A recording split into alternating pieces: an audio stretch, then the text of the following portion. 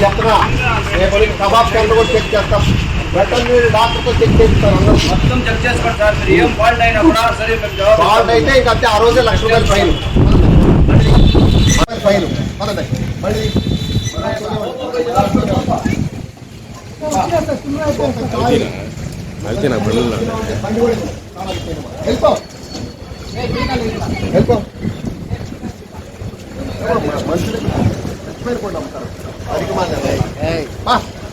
అతను తీసుకోలేదు కాబట్టి సరిపోయింది. అందుకని ఒక్క కోడి కనపడి అతనికి ఇబ్బంది అయ్యింది ఈరోజు. బాగా నువ్వు ఊరు పేరు జరగకూడదు బాక కృష్ణగిరిలో చేసుకో.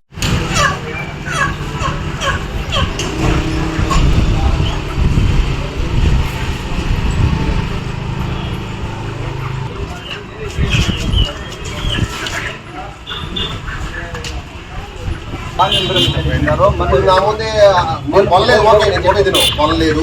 నీ షాప్ ఉంది ఆగుంది. కొంత చనిపోయింది కోళ్ళు హాఫ్ కేజీ మా పేరు చేయడం అట్లే కదా సార్. అంతే కదా. వాళ్ళు రాని పక్క నీ షాప్ దగ్గర అట్లే కానీ ఇంకొకసారి మీరు బిల్ బుక్ లో చూసుకున్నా ఒక కోడి కూడా ఒకసారి నువ్వు వ్యాపారానికి ఊళ్ళోకి వస్తే మంచి కోడి చేసుకొచ్చి వీడియో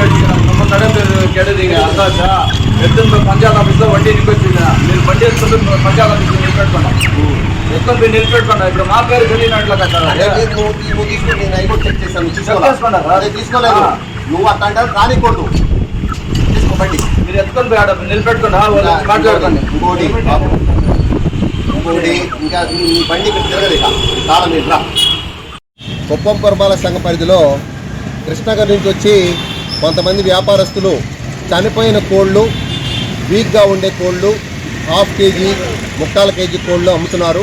ఈరోజు ఒక ఇన్ఫర్మేషన్తో వాళ్ళ బండి పట్టుకొని అవన్నీ కూడా రికవర్ చేయడం జరిగింది. మొత్తం కూడా పురపాలక సంఘ పరిధిలో ఉండి చికెన్ కొట్ల యాజమాన్యాలకి మరియు కబాబ్ సెంటర్ వాళ్ళకి నా విజ్ఞప్తి, పురపాలక సంఘ పరిధిలో ప్రజలకి చాలా చక్కని ఆరోగ్యకరమైన మాంసాన్ని మాత్రమే అమ్మాలి. కబాబ్ సెంటర్లో కూడా టైం టు టైం ఆయిల్ మార్చాలి, కలర్ వేయకూడదు. కబాబ్ కూడా ఫ్రెష్గా ఉండే కబాబ్ మాత్రం ప్రజలకు పెట్టాలి. కబాబ్ సెంటర్ల వాళ్ళకి కూడా ప్రతి కబాబ్ సెంటరు మా వాళ్ళు చెక్ చేస్తారు. ఏ క్షణమైనా దొరికితే ఏదైనా డ్యామేజ్ అయిన కబాబ్ కానీ, డ్యామేజ్ అయిన మాంసం కానీ, డ్యామేజ్ అయిన కోళ్ళు కానీ ఈ పురపాలక సంఘ పరిధిలోని ప్రతి ఒక్కరికి కూడా ఇది ఒక విన్నపం, ఆ యొక్క సూచన ఖచ్చితంగా పాటించాలా.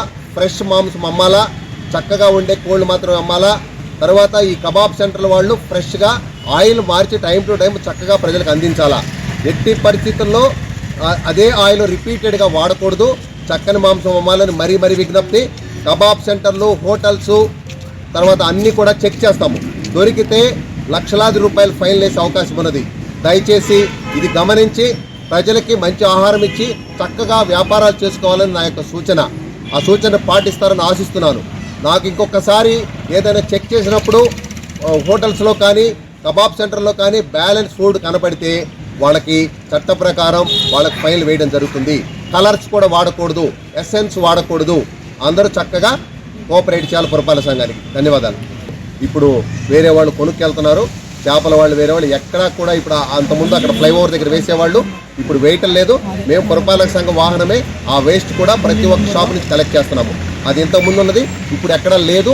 వాళ్ళు వేస్ట్ కొంత కొనుక్కొని వెళ్ళే వాళ్ళు ఉన్నారు, దానికి కూడా డిమాండ్ ఉన్నది. ఫుడ్ ఐటమ్స్ తీసుకెళ్తున్నారు, అలాంటిది ఏం లేదు ఇప్పుడు.